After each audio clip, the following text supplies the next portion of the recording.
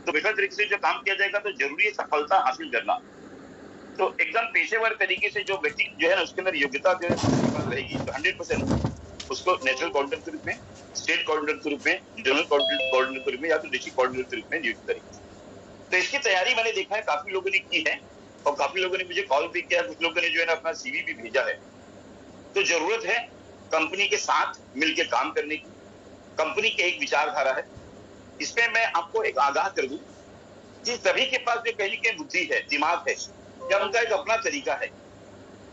बहुत जरूरी है कि तालमेल बैठना, इसीलिए उन्होंने एक अच्छा नाम दिया कोऑर्डिनेशन। एमसीएल कंपनी कुछ और सोचती है और वो बेहतर तरीके से काम करना चाह रहे हैं।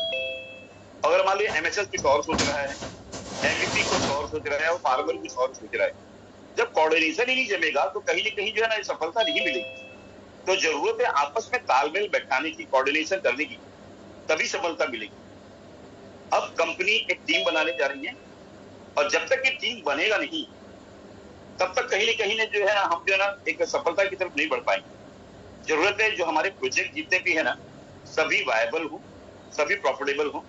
तो एक पेशेवर तरीके से इस चीज की शुरुआत होनी चाहिए और जरूरी है कि तालमेल बैठना चाहिए और ये तालमेल बैठेगा तभी हम आगे बढ़ पाएंगे। इसी विषय पे आज मेरा टॉपिक है कि टीम कोऑर्डिनेशन। अगर टीम जो है ना प्रॉपर तरीके से कोऑर्डिनेशन एक दूसरे के साथ नहीं करेगी तो कहीं ना कहीं सफलता नहीं मिलेगा। तो जरूरत है टीम बना के प्रॉपर तरीके से काम करने की। Coming together is beginning, staying together is progress, working together is success. बहुत जरूरी है कि हम लोग सभी लोग जो है ना कहीं एक प्लेटफॉर्म पे तो कहीं आए और एक शुरुआत हो चुकी है, लेकिन अगर हम साथ में रहते हैं और वर्क काम करते हैं सही तरीके से तो हम कहीं के प्रोग्रेस की तरफ जाते हैं और सही तरीके से सही जो मिलकर काम करते हैं तो 100% सफलता की तरफ जाएंगे। और इसमें एक बात बोल दूं मैं कि इसके अंदर जो है ना अब तालमेल बैठना, मेरा नेशनल लेवल से लेकर लोकल लेवल तक जब तक तालमेल नहीं बैठेगा तब तक कहीं ना कहीं ये सफलता जो है हमें नहीं मिलेगी। तो बहुत जरूरी है कि आपस में तालमेल बिठाने की। अब ये तालमेल या टीम बने के टीम बनाने के लिए बहुत जरूरी है ना 4 स्टेजेस के होते हैं। पहला है स्टेज के अंदर stages of team development, forming, storming, norming और परफॉर्मिंग। कहीं ना कहीं मैं आपको इसके बारे में थोड़ा सा चर्चा करके बताऊंगा कि ये कैसे होता है और टीम बनाने के लिए, सफलता हासिल करने के लिए ये नेशनल लेवल पे तो चाहिए ही चाहिए। कहीं ना कहीं जो है ना एक हर हमेशा को एक बड़ी टीम बना के जो ग्राउंड लेवल पे जिम्मेदारी लेकर काम करना होगा, तभी ये सब चीजें हम आगे बढ़ पाएंगे। तो जरूरी है सबसे पहले है फॉर्मिंग। एमसीएल ने बहुत अच्छा काम किया। आज बहुत सी बीडीए, सीनियर बीडीए और प्राइम बीडीए के माध्यम से जो है ना फॉर्मिंग का काम हुआ।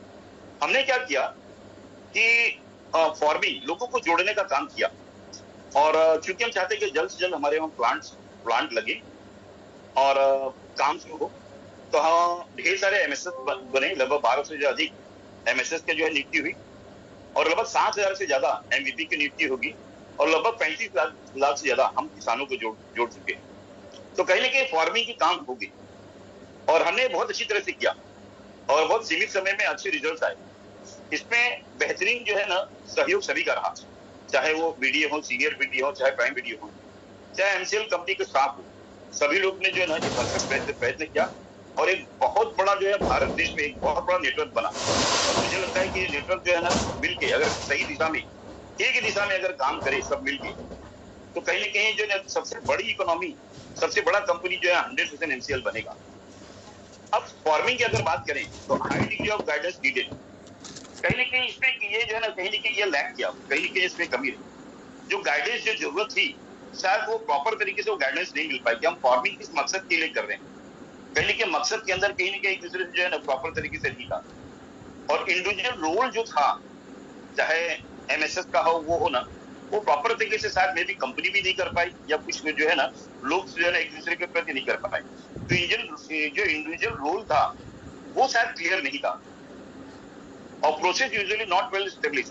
जो प्रोसेस था कि हमें जो प्रोजेक्ट लगाना है तो प्रोजेक्ट लगाने के लिए कितना समय लगेगा और कब जरूरत है किसानों की होगी, कब हमें एमवीपी की जरूरत होगी, कहीं ना कहीं ये प्रॉपर तरीके से नहीं हो पाया। यही कारण है हम लोग सभी लोग समस्याओं में।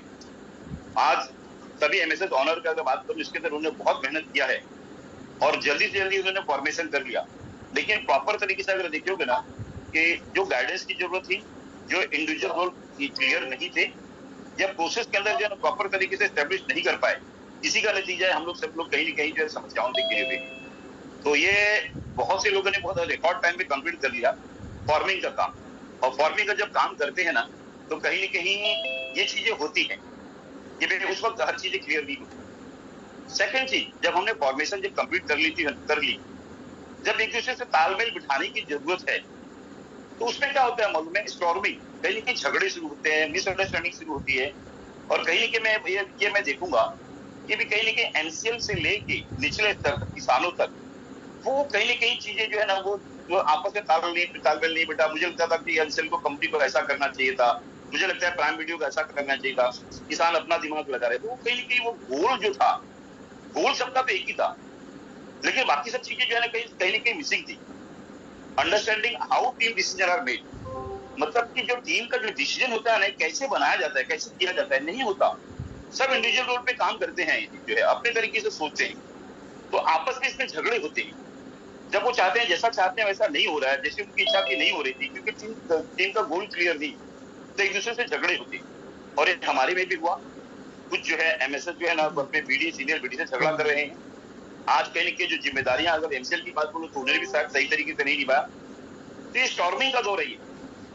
आज हमें नहीं पता है कल क्या होने वाला है। लोग जो है ना, अस्थिरता का माहौल है, ये अस्थिरता का माहौल इसीलिए है क्योंकि जो है ना हम एक दूसरे से जो है झगड़ा कर रहे हैं, ये गोल क्लियर नहीं है इसीलिए। तो कहीं न कहीं अंडरस्टैंड करना कि भाई टीम का डिसीजन क्या है, उसको सही दिशा देना, हमारा पर्पस तो क्लियर है, लेकिन रिलेशनशिप जो एकदम ब्लरी है, इसीलिए तालमेल नहीं बैठता है। और इसीलिए जो है ना जितने भी एमएसएस है, सभी एमएसएस कोई कम या ज्यादा ये सफर कर रहा है।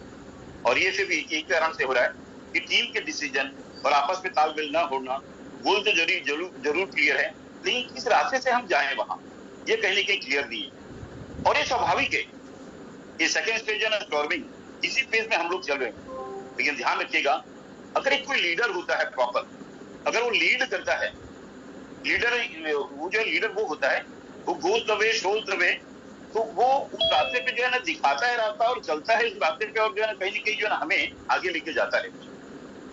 और अगर जो व्यक्ति अगर इस माहौल में, तीसरा चीज है नॉर्मिंग, कि वो नॉर्मल करने की ताकत उसके पास रहती है, बुद्धि रहता है, पोटेंशियल रहता है।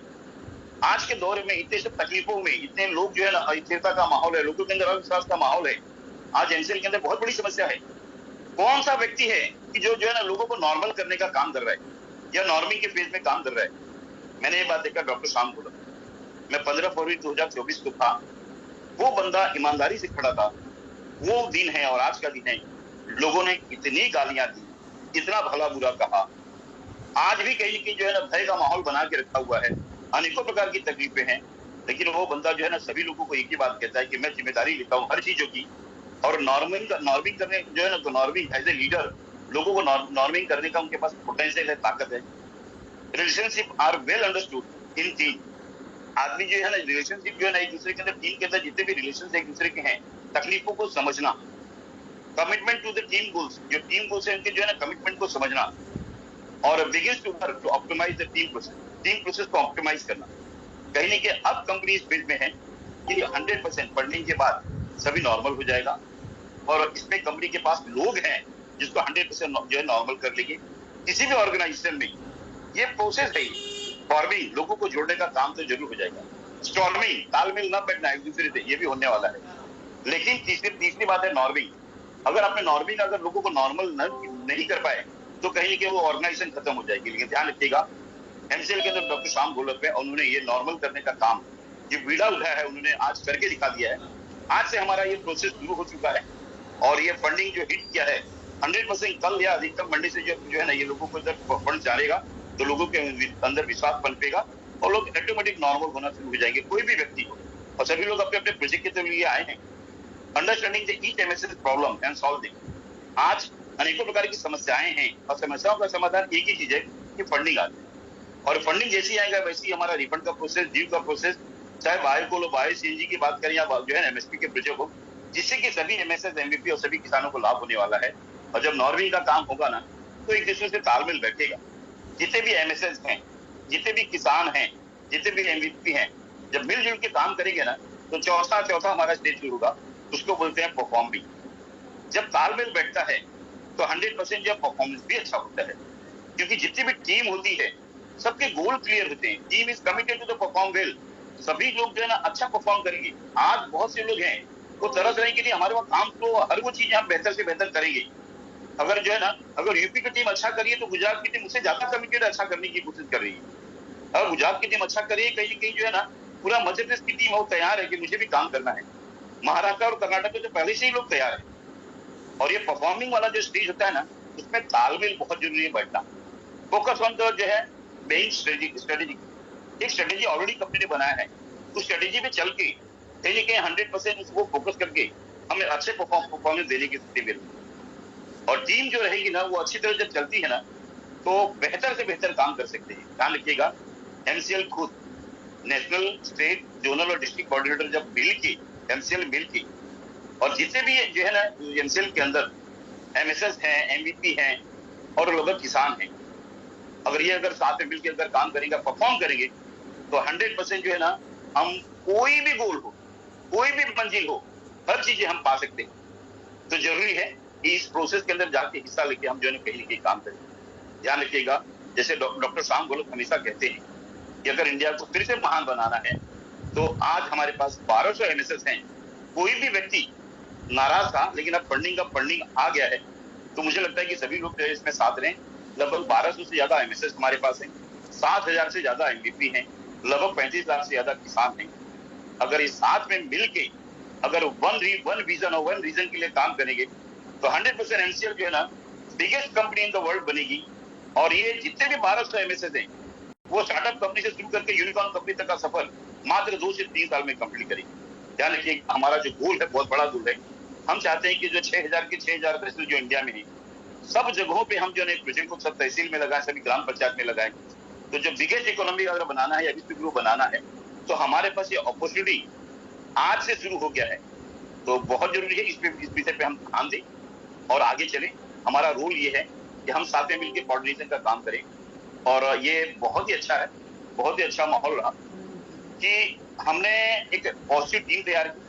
बहुत से लोग ऐसे हैं जो तैयार हैं कि सभी प्रोजेक्ट हम लगाने की दिशा में काम करें। और बहुत बहुत धन्यवाद, आप लोगों ने मुझे सुना। और हो सकता है कि मैंने ये जो टीम वर्क की मैंने बात की, अपने अपने जो जगह, अपने अपने एमएसएस जो है ना, जहां आपका तालुका है, तहसील है, वहां ये सब चीजें काम करते हुए बेहतर से बेहतर परफॉर्म करोगे। और भारत दिशा को फिर से विश्व गुरु बनाने की दिशा में जो डॉक्टर शाम गोलक ने ठाना है, उनके साथ कंधे से कंधा मिला के हम जरूर कहीं के आगे बढ़े। बहुत बहुत धन्यवाद। अब मैं ये प्लेटफॉर्म खोलूंगा सभी के लिए कि सभी लोग जो है अपनी अपनी बातें कह सकें। शुरुआत में मैं चाहूंगा सुरेंद्र मौर्य जी कटनी से हैं। सुरेंद्र मौर्य जी। यहाँ पर आए हुए सभी लोगों को मेरा सप्रेम नमस्कार।